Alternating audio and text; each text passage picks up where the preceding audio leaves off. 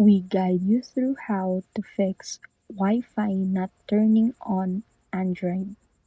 First, restart your Android phone because a quick reboot can refresh the system and fix temporary bugs affecting Wi-Fi.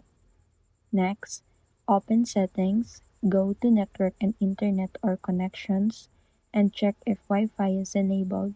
If the Wi-Fi switch is struck, turn on airplane mode for a few seconds, then turn it off and try enabling Wi-Fi again. You can also restart your router to make sure the issue is not coming from your network.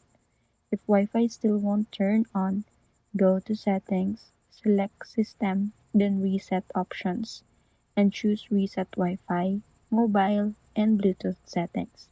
Keep in mind this will remove saved networks so you'll need to reconnect afterward.